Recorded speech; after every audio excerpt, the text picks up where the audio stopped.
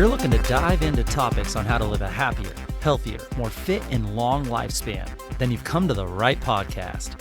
Livin the Dream with me, Coach Damian Evans. Together, we will explore the topics on all things health, fitness, and wellness. Together, we will be lifelong learners on this journey to living the ultimate dream. What up, Dream Team? Coach D here coming at you from beautiful sunny San Diego, and welcome back to the Livin the Dream podcast. And today we are diving into the final chapter 9 of the book Make Change That Lasts by Dr. Rangan Chatterjee. And this is it, the final chapter. It's the most important one. Why? Because this chapter completes the loop. It's called Give More Than You Get, the gift of reliance. Let's talk about the power of closing the loop.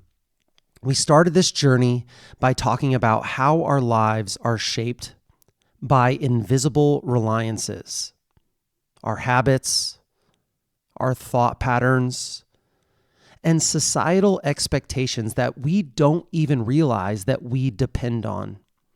We've worked through breaking free from the ones that hold us back, building resilience, and reclaiming our time, reclaiming our energy and our well-being. But here's the thing, none of it matters if we don't connect back to the people around us. This final chapter is about one of the biggest paradoxes in life. The more you give, the more you thrive.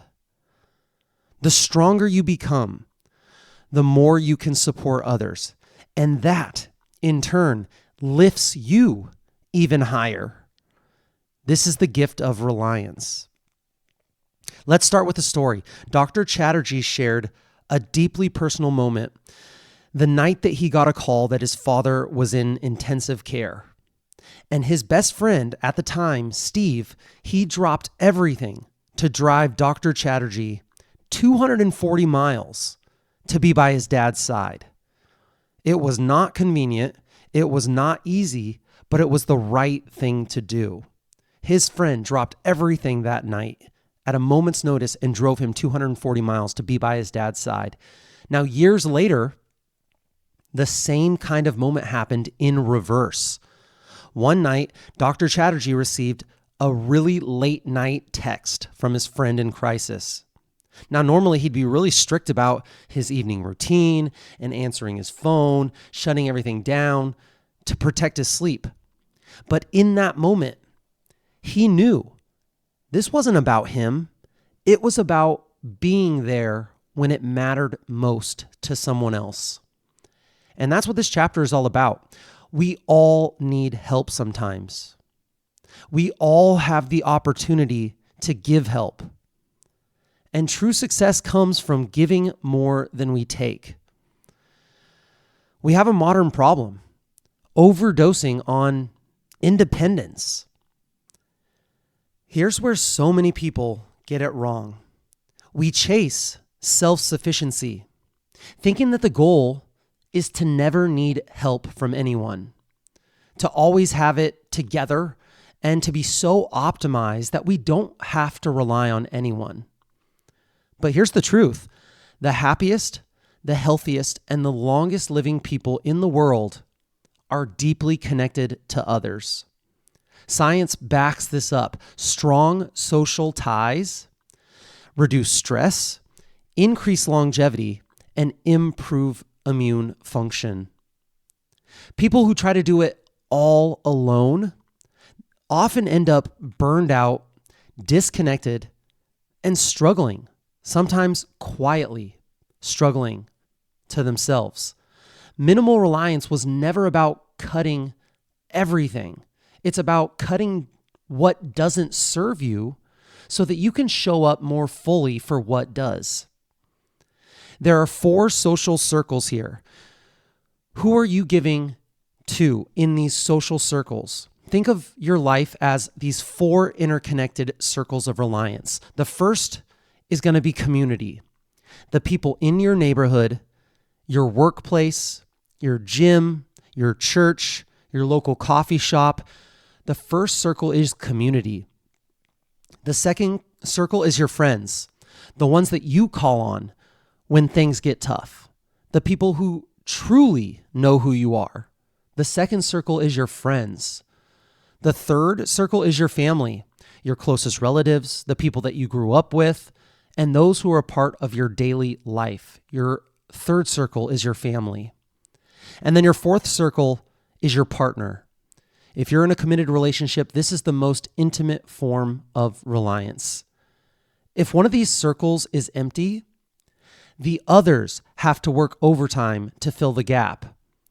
If you've ever felt lonely, drained, or stretched too thin, you have to ask yourself, which of these circles needs more attention? Community, friends, family, partner. The science of giving. Why giving is the ultimate hack for happiness. Giving isn't just about being a good person. It's literally wired into us as humans. When we help others, our brains light up with dopamine. This is the same chemical that makes us feel rewarded when we accomplish something big. When we help others, our brains react the same way as when we accomplish something big. Studies show that the people who regularly give to others, whether through time, when they give emotional support, or when they give just acts of kindness, studies show that people who regularly give to others experience less stress, better sleep, and even lower rates of chronic illness. Research on longevity shows that socially connected people live longer, not just because they have support from others, but because being needed gives them purpose. A study of over 3,000 women with breast cancer found that those with at least 10 close friends were 4 times more likely to survive than those with no close connections. This study found that women who had breast cancer, who had a lot of close friends, were 4 times more likely to survive than those who did not. So let's come up with an action plan here. How to give more than you take. How to give more than you take. Let's make this real. Here are 3 actionable strategies to make giving a part of your life, starting today. The first actionable strategy is to assess your social circles. So score your 4 social circles here. You have your community, your friends, your family, and your partner.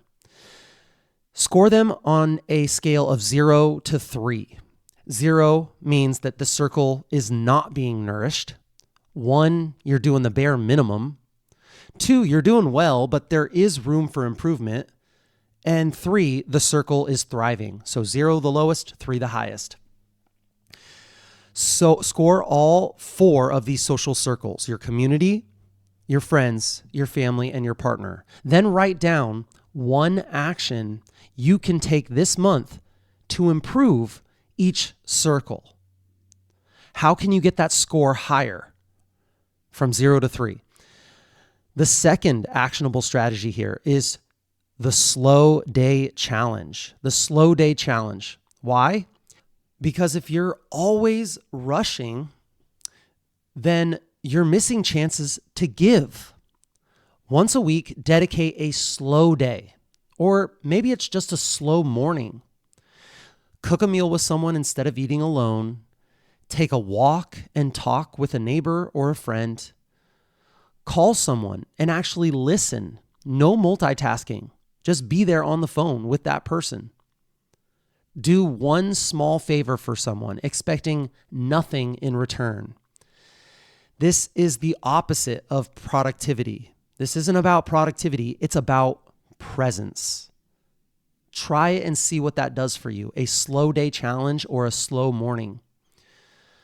The third actionable strategy here is the most important question that you can ask every morning before checking your phone, before diving into work or emails. Ask yourself, what is the most important thing that I have to do today? This one question will redefine your day. Why? because it forces you to think about what actually matters. If that answer is reaching out to a friend or helping a family member or showing up for someone in need, you know you're living aligned with your values.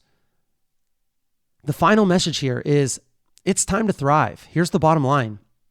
The happiest, healthiest, longest living people aren't the ones who optimize everything in their lives and everything for themselves. They're the ones who build strong relationships and give more than they take. They give more than they take. The best way to ensure that you'll always have support when you need it is to be the person who supports others and is there for others when they need help. This episode is not just another book recap. It really is a blueprint for life. You've now got everything that you need in these last 9 podcast recap episodes to make lasting change. So what's next? You take action. Start today. Call someone, help someone, be present, give more than you get, and most importantly, thrive. I hope you enjoyed the recap of this book as much as I enjoyed reading it and sharing it. Please do yourself a favor and buy this book, whether it's hardback or Kindle or Audible. I want you to buy the book and see what takeaways that you can come away with. And when you do, you know what to do. Please share it with me and your network so that we can all grow together. And that's it, my friends. Thank you so much for joining me on this episode of the Livin the Dream podcast. Please share the knowledge that you gain with your friends and family and hold each other accountable. If this episode inspired you, share it with a friend who could benefit from what we talked about today. To support this podcast and help it grow, please subscribe on whatever platform you're listening to this podcast on and leave a review telling others how this podcast benefited you. Leave a comment on this episode, letting me know how you're incorporating listening to your body and becoming your own expert. This is a non-cost way to help get this important wellness content into more people's ears. Tag me at livingthedream_podcast or at coachdamian_SD and let us know how this episode benefited you. Let us know what we missed. Let us know what we got wrong. We want to know. Message us if you have any suggestions or tips that would help your Livin the Dream team that we can discuss on future episodes. I will be right here with you, working on making us stronger, happier, and healthier humans. Until next time, friends, keep living the dream.